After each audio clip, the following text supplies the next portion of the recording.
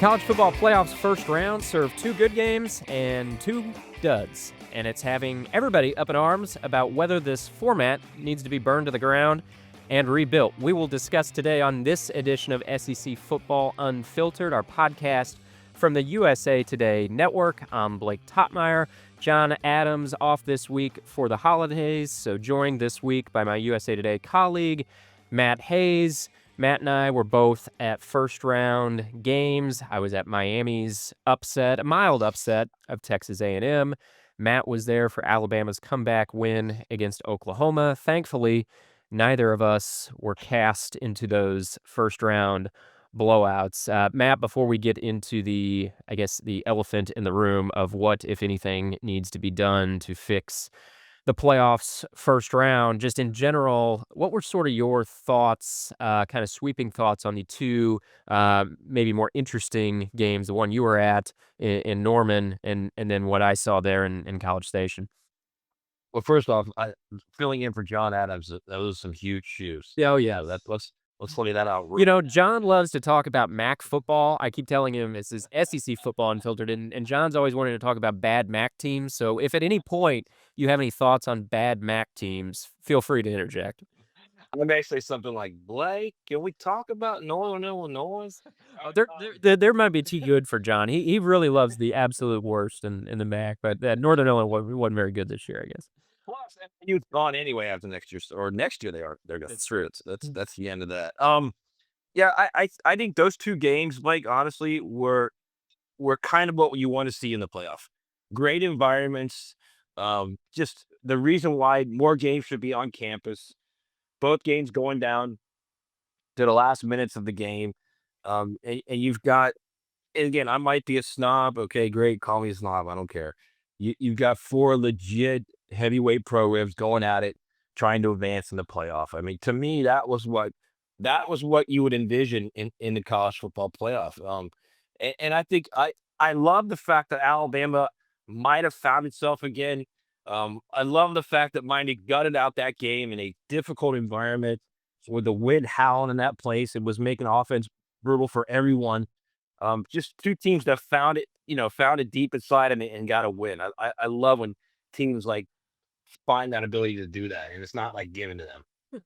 I'm curious what you thought about Miami, Texas A&M, because the one I was at, I loved that game, and I kind of love games like that where it's not a beauty pageant, but every yard's a struggle, and you mix in some hijinks like a field goal doinking off the upright, Texas A&M dialing up a fake punt and the punter overshooting the target. Some Miami doing the double pass. Carson Beck's wide open. Malachi Toney doesn't see him and throws an incompletion. I mean, just really like some people said like, oh, this is bad football. And like, yeah, the quarterbacks didn't play well at times. The offenses delivered some bad football, but I don't know. Like, I mean, I also saw two defenses like gutting it out. Miami's defense looked like that unit back at the beginning of the season that we thought, hey, this is a team that could contend for the national championship. And so it was as I wrote afterwards, like that was a game for the sickos, like the college football sickos that love every game, and they particularly like the ones that you kind of got to get down in the proverbial mud and punch it out a little bit in a fist fight. I thought it was a really entertaining game. Maybe not hanging in the Louvre, but what were your thoughts? Was it an eyesore or was it an enjoyable watch? First off, I love the way you called it for sickos. That's number one. And I'm number two. I don't mind an Iowa game every now and then. Yeah. Oh, I don't. And I like it when it's two really good defenses in there, and it's not just two good defenses and the offenses are terrible. That's why there's two good defenses. It's because the environment. It's because the weather. And it's because you've got two teams that are just literally trading blows. They were trading blows all game. I loved it. I thought it was terrific. Um, to me, I love when teams get stressed and they've got to find ways to change what they're doing and get out of their comfort zone and make specific plays happen. I mean, you're watching Miami, like Miami's running trick plays for God's sakes. I mean, you've got Malachi Tony in the Wildcat, and it's just to me, when you're at the point where you're trying trick plays, you know you've got a problem. You know you have to do something different. And so for me, that's like, all right, I want to see how these guys adjust. I want to see what they do on the fly, and if what they do leads them to something much bigger than they thought. Yeah, I think there's a couple ways you could look at it. Like, I think some people looked at that game and thought, "What's Miami doing in the playoff? What's Texas A&M doing in the playoff?" But Miami, with them being the last team in, I think especially in the first half when it was 0-0, you had Notre Dame fans in particular up in their feels about how Notre Dame, they could beat either of these teams, despite the fact that they lost to both those teams. But I know, fans, their teams are always undefeated in the games that they don't play. But what I thought as I watched Miami's defense was, this is a team that could give Ohio State some problems. I mean, I'm not saying the upset is going to go down there, but I didn't see it as, "Oh, what's Miami doing in the playoffs?" I saw it as, this is that nasty defense that you go back to the beginning of the season, we were thinking about, like, "Oh, is the U back? Is this a team that could be standing, on national championship day?" And I don't know that they take down the Buckeyes, but if I'm Ohio State watching that Miami game, I'm not thinking, I'm not laughing, I'm not double over howling in a fit of delight. I'm thinking, what are we going to do to stop that defensive line? What do you think? Like, is it what are we doing here with Miami in the playoff, or is it No, no, no? no, no. I think Miami could absolutely win that game. I think if you Ohio State, you're like, how are we going to block that front four? I think that's the first thing you're saying. I look, I when I think about football, and I mean college football, the NFL, high school football, all of it. It comes down to two things. It comes down to affecting the quarterback and protecting the quarterback. And right now, the Canes can do that. The Mhm. Canes can get after the quarterback as well as anyone. And they've got an offensive line that's big and stout, and all five of them are going to play in the NFL. And they can run the ball with Fletcher. If Carson Beck doesn't turn the ball over, they are going to be a dangerous team, not only in this game, but for the rest of the tournament. They have talent on both sides of the ball, and more important, they are a physical team on the line of scrimmage. And you hear SEC teams, and since this is the SEC podcast, you hear SEC coaches all the time talk about it's a line of scrimmage game. It's a line of scrimmage game. That's where it's won. Well, believe me, if it is a line of scrimmage game, and I believe that, you're looking at the two lines of scrimmage. Miami probably has the best two lines of scrimmage of anyone left in the tournament. Indiana's close, Ohio State is close, but I would take Miami over any of them. The question is, what happens at the most important position on the field?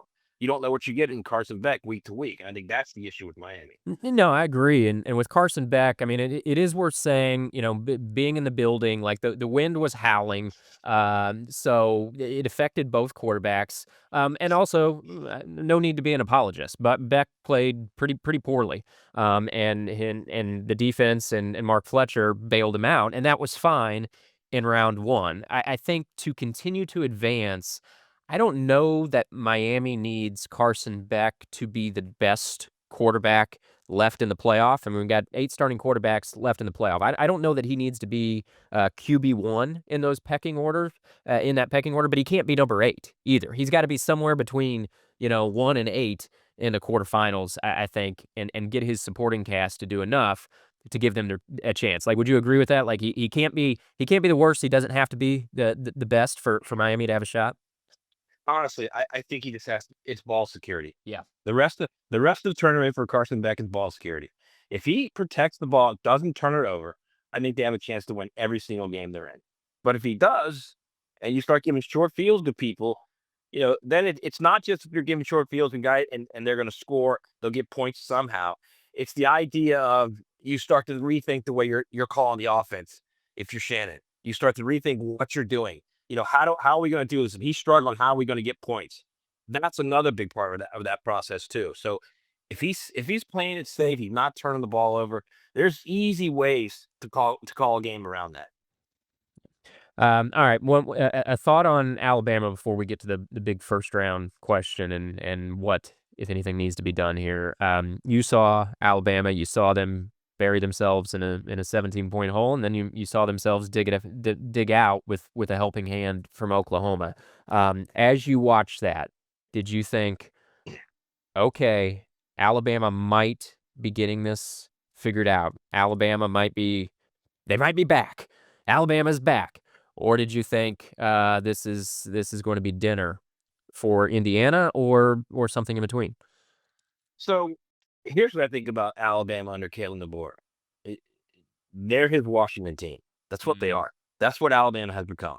They're what he had at Washington, where they're a very good team, and every game's a fourth quarter game. And every game is all right, here we are, we're in the fourth quarter, we need to make a stop or we need to score. And that's what they are right now. And I think if you're an Alabama fan and you've embraced that, you're okay with that, great. But I think a majority of them still see this as Nick Saban's Alabama team. And that's not what it is anymore. And that to me is the biggest issue with this team. And I mean, honestly, how many other teams could be Alabama under Saban? One, Georgia, and maybe two, Ohio State, maybe. So I think you got to embrace what you've got, and if that means every game is a white knuckle game, then that's what it is. Again, they've been very inconsistent, not only this season but last season too. Very inconsistent under Kalen DeBoer. If they ever get to the point where they start to have a little consistency, then they start to believe in what they're doing and they get that confidence, they've got talent all over that roster. They really do. I mean, I think they have enough talent to beat anybody in the tournament, but I just don't know that they can consistently put it together series after series on defense. There's so many busts on that defense, and series after series on the offense because they'll go 3 or 4 series on offense, but they can't run the ball. Yeah. And you can't do that. You just absolutely can't do that. And I think Kellen Womack's doing a nice job, but you've got again, it's at the end of the day, players make plays. Players are out there on the field. Kane Womack's doing a nice job. I think Ryan Grubb does a nice job, but those guys got to be more consistent. Those players on the field got to be more consistent. And if we're being real about this, I mean, it is much different, as you said, from the heyday of the Saban dynasty. But I think it's also like even the end of the Saban era, like Alabama was not winning like it was at the peak, right? I mean, like it needed Especially defensively, yeah. yeah, especially defensively. It needed Bryce Young to be Houdini for 2 seasons to give him a chance in most games, and it was Bryce Young gonna pull the rabbit out of the hat in the 4th quarter, go into the phone booth and put on the Superman costume and pull it out, and we saw him do that more times than not, but, the bully of the block, Alabama, has not been seen in several seasons now, and I would throw in the end of the Saban era, to include I that. mean, I agree with that. And I think that goes all the way back to when Kirby left. He also started getting all those D line recruits. They all went to Georgia. Yeah, that's why Alabama's defense changed. But Kalen DeBoer, very good in top 10 games, very good when taking on the best of the best in the sport. I mean, this is a guy with wins against Dan Lanning, with wins against Steve Sarkisian, and with not one but 2 wins against Kirby Smart. I know it didn't look good the last time those guys met, so that's one thing about Kalen DeBoer. Like he's kind of a shark in these games, and it's not always pretty for 4 quarters, and it certainly wasn't in the first quarter for Alabama. But I don't know, that is the one thing I'm not buying Alabama yet as like a national title contender. It's hard for me to unsee what I saw in Atlanta. But I don't know, maybe I need to move on past that because I've seen this guy be a shark in enough of these big games now that maybe I should be giving him more of a chance. But Or or or or maybe we're also overlooking the real elephant in the room. That's that the boogeyman is back.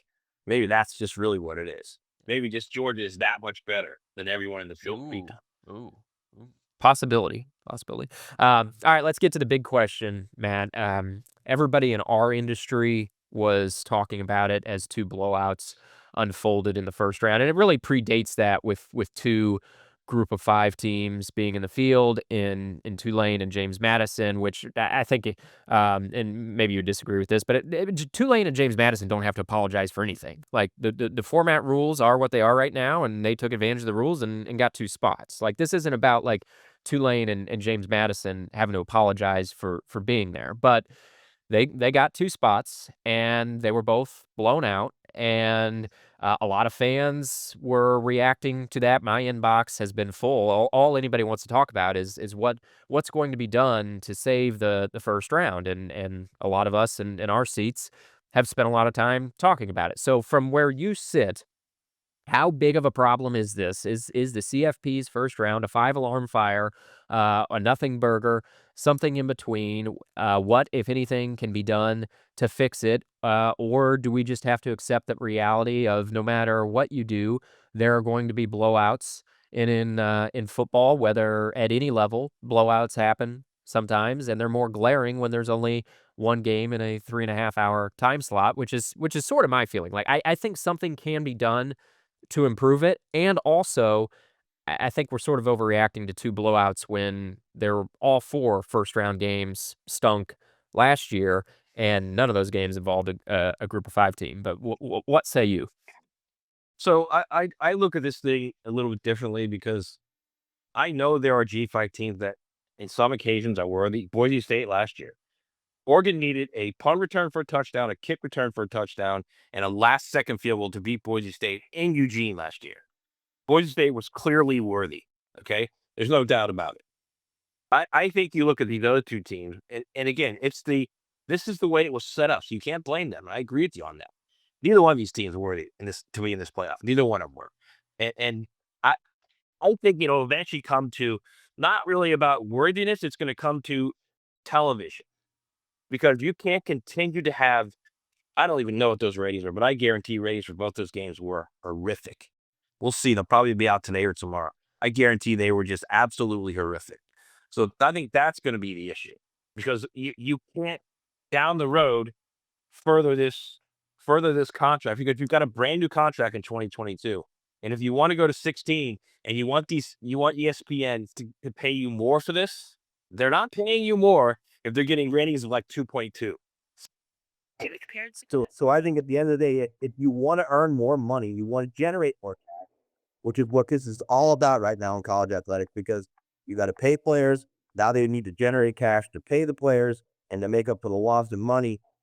This is where we're headed. This is where we're going to be headed. And look, this is the way, in my view, is the way it should be anyway.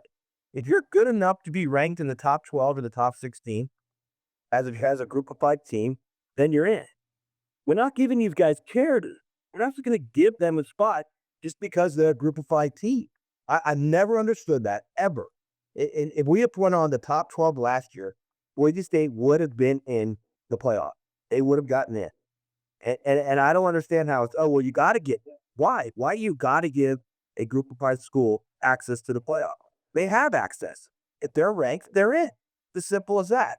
And you can get it. They can get attorneys all they want and go to Congress. And let me tell you something. We saw what Congress has done with college sports, okay? Nothing. And nothing with this if the group of 5 starts to complain about access. They have access. If they're ranked, they're in. And I think we got to get over that whole idea that you've got to give this or you've got to give them something. You don't have to give them anything. You got to give them the access, period. If you're ranked, you're in. So I think what I'm hearing from you here, Matt, and I know you've written about this at USA Today, is this an argument for just rank the teams and put the 12 best in and ditch the auto bids? Is that what you're saying? 12 at large or whatever the number is if it's 12, 16, figure out the number and rank the teams and put them in and the heck with these auto bids. Is that what you're saying? Or are you saying like keep the auto bids, but teams have to be ranked and at such and such point or better to be in? So my preference would be all at large. Yeah, because I think that's the easiest way to go. That's the easiest way for the selection committee. Now, how you have that selection committee and who's on that selection committee? What are we doing with sitting athletic directors on that committee? You've got to be kidding me right now. Seriously, that's an absolute travesty. That's number one. So my preference is all at large. Now, if you want to do the Power Four conference champions get there and the rest are at large, I'm fine with that too. All right. That I have no problem with that. And that will that mean Duke gets in? Now, yeah, Duke gets in. Guess what? They won the ACC. They're in. So I don't mind that at all. My preference is the at large, but then it goes down to what are we doing with the committee? How do we do this committee? And if I were doing the committee, I would have 0 athletic directors sitting athletic directors. I'm fine with the former coaches, but I would get former coaches and media people. That would be my cross section because the media people could counterbalance the coach. And then you go forward with that at that point. No, I agree with you. Like, I think I guess I'm in the camp of holding 2 thoughts at once. Like, one, I don't think this playoff format is as much of a disaster as what maybe the echo chamber told us it was for like 6 hours on Saturday. Like I still think this playoff format is a vast improvement on what came before. I think these quarterfinal games could be great, and we're going to forget that there were two duds in the first round. So on the one hand, I don't think it's a complete disaster. On the other hand, if I could wave my magic wand and affect change and cut through all the red tape in one swoop, I would go with something like what you're talking about, all at large bids. Um, I think 12 is fine. I really don't have an appetite for 16, but whatever the number is, 12, 16, I don't care that much about that. I think get rid of the auto bids entirely. I don't love a world in which like 8-5 Duke can win the ACC and get an auto bid, but a group of five can't get an auto bid. Like that's where it loses me there. Like this whole we don't need auto bids for the group of five. Well, then I don't think 8-5 Duke should be getting an auto bid either. So if we're going to take away an auto bid for the group of five, let's just take away all the auto bids and go to the committee. And I'm absolutely with you. The biggest change with the committee that needs to happen is get the ADs off there. It's not fair to them, frankly, because they have big jobs that aren't being on a college football playoff committee, like Hunter Yurachek, for goodness sakes. The chairman of this committee was hiring a football coach at the same time he's the front man for this unit, this committee that's selecting the playoff field. That should never happen. It creates the potential for bias, or at the very least, the illusion of bias. But I think, like, let's be real. It's hard to think that there's not some bias going on there with sitting ADs, and I'll scratch your back if you scratch mine situation. So get them out of there. I know everybody's going to come into that room with some bias, but with people with the media hat on, like you get coaches in the room, you get media members in the room. Media members are used to challenging coaches. That's what we do in our day-to-day jobs when we interview them. Like I think sometimes that committee probably defers to the coaches in the room and, oh, these guys are the All the former time. former coaches. We got to go with what they say. Like, no, like people in our chair, like we're used to challenging coaches, and you debate it out and you hash it out. And you try to come up with what's best. And there's no perfect system. This isn't the NFL where you have collective bargaining in a 32 team league and division standings and everybody plays everybody. That's not happening. Maybe years down the road, if this whole thing gets blown up, maybe, but I still think we're years away from that. In the meantime, I agree with you. So the best change that could happen in the short term, get the ADs off the committee, and yeah, I don't know if the Power Four commissioners would go for it, but I'd be fine with getting rid of the automatic bids entirely and just set the number at whatever the number is, 12 or 16, and let's ride with all at large bids. Before we get to the quarterfinals, Matt, after seeing the first round, do you have a strong opinion on 12 versus 16? You think we need four more? You think 12's fine? Do you not really care? I don't really care. I think 12 is the right number, but I don't care if it goes to 16. Um, I kind of I can go both ways on it. I understand. I see the value of the first round buys, but I mean, who cares? I mean, if you're gonna play it, right? Everybody's playing. No first round buys. I don't mind that at all either. So if you're gonna do that, then you got to go to 16. But I just look back at this 12, and honestly, Blake, I see Texas playing at Oregon and Notre Dame playing at Ole Miss, and it's a completely different weekend, a completely different game on both those, obviously. And completely different games this weekend. So, this next round of the quarterfinals here played on New Year's Eve and New Year's Day. So let's spin it forward. I look at these four quarterfinal matchups, and I think there's probably a blowout lurking in here somewhere. But overall, I look at the quarterfinal and think this is going to save us from what Saturday became for like 7 hours of the playoff stinks. This is unwatchable.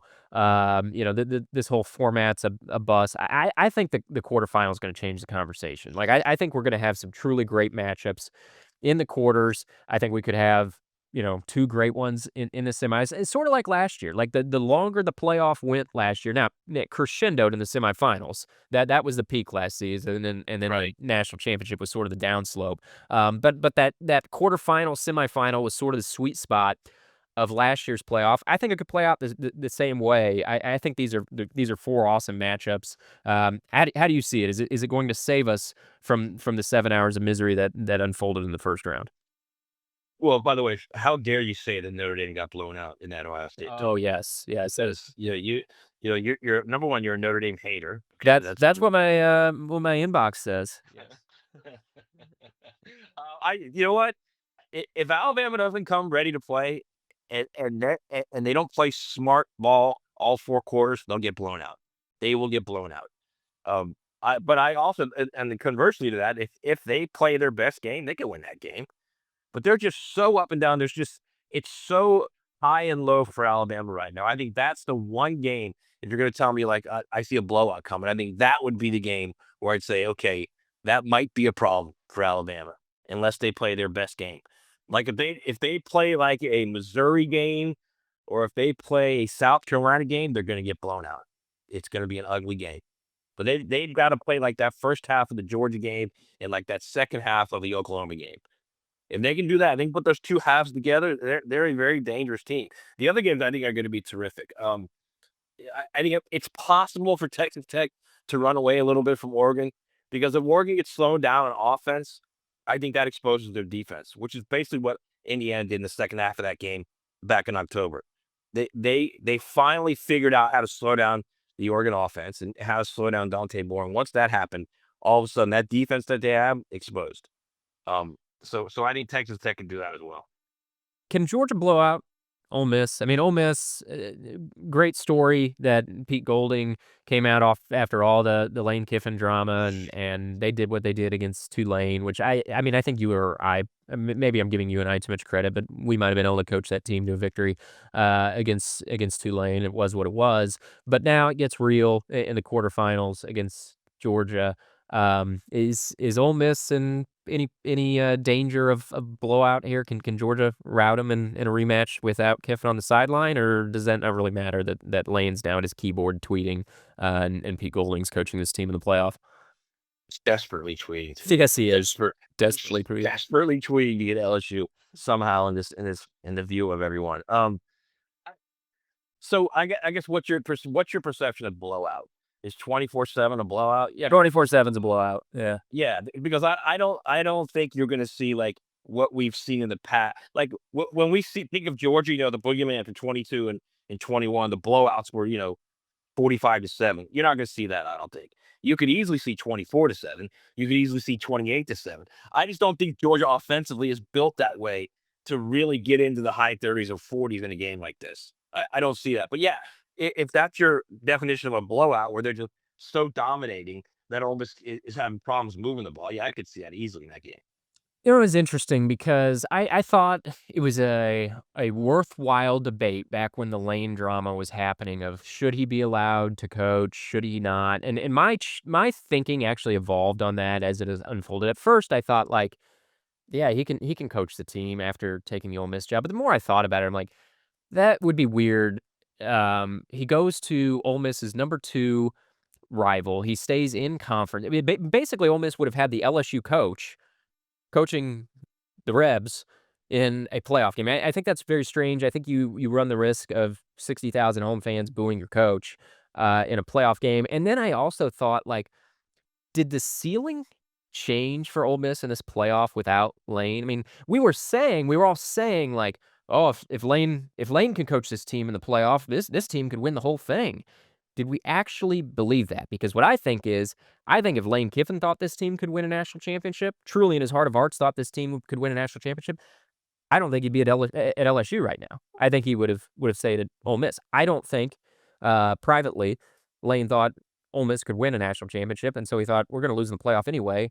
I'm out of here because I don't know when this LSU job is going to come back around again. So it was an interesting debate when this should Lane be allowed to coach? Should it all? My thinking evolved, but then I got to the point where it's like, did the ceiling change? What do you think? How much did the ceiling change when Kiffin was not an outbound Kiffin, the LSU coach, was not allowed to coach Ole Miss in the playoff, um, versus now Golding coaching in the playoff? Did that change the ceiling for this team?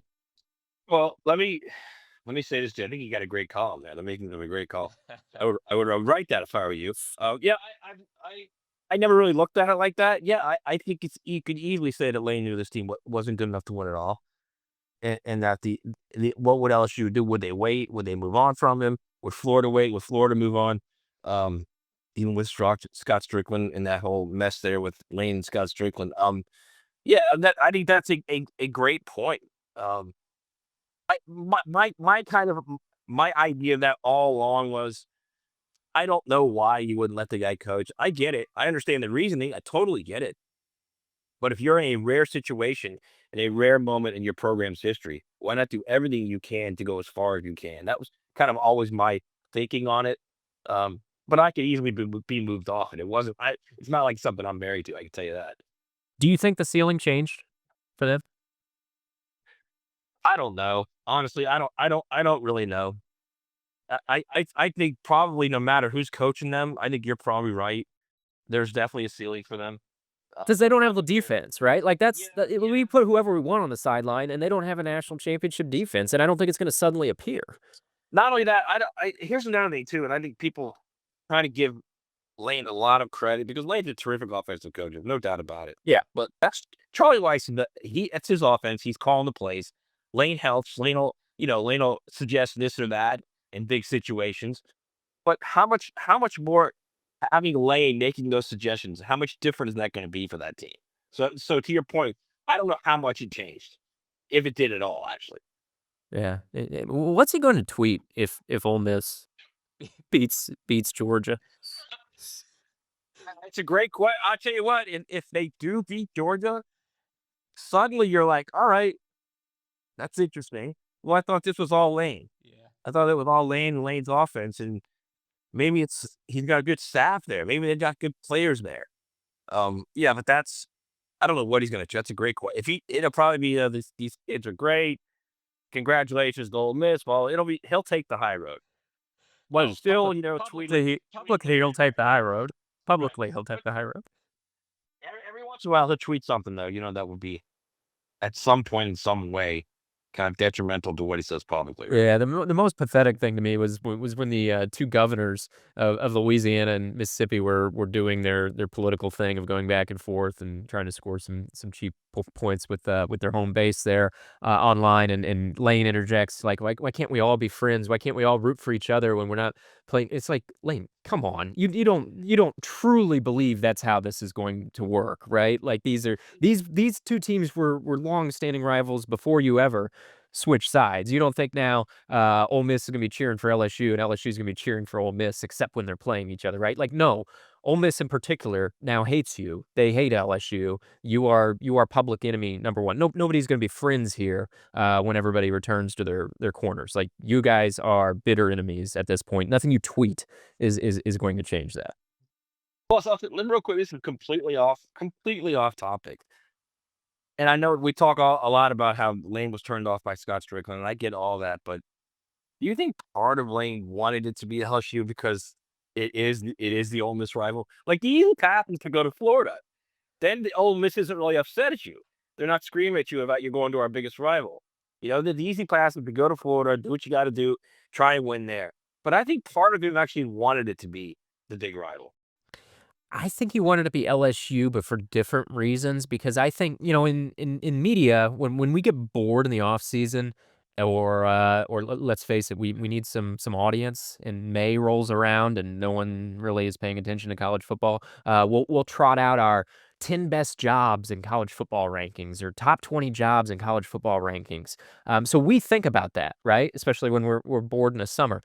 But I think Lane thinks about that too. Like, I wouldn't be surprised if Lane's got, like, some mental list, that where he's got the top 20 jobs in college football ranked, and he's got LSU pretty high on that list, and so, Florida opened, and he thought, I mean, because he always talks about analytics, right? Analytics, and I do think there's a lot of truth to that. I think Lane believes what he says there, and I don't know if he always believes what he says, or if I always believe what he says, but I do think he believes in analytics, and I believe he believes in analytics, and so I think he's got, like, this mental list in his mind of where the LSU job ranks nationally, where the Florida job ranks nationally, where the Ole Miss job ranks nationally, and I think they're in that order.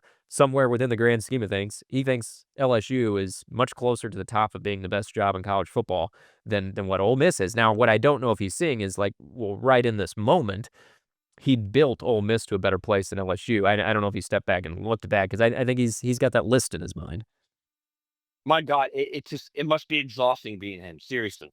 If what you're saying is dead on, how exhausting is it to be in? Just go coach football, man. He is to sometimes a credit and sometimes a fault. I think he's a little bit of a deeper thinker than some of these guys on the sidelines. He spends a little bit more time upstairs there. And like I said, sometimes I think that's a feature, sometimes it's a bug. But all right, Matt, we'll leave it there. Thanks for hopping on. We'll both have quarterfinal coverage at usatoday.com. You can find it all there. Thanks for stopping in and filling in for John, man. I'm going to tell him he's in danger being Wally Pipp. I doubt that. Thank you. All right, thanks everyone for listening to this edition to SEC Football Unfiltered. Have a Merry Christmas, Happy New Year, and we'll see you before the semifinals.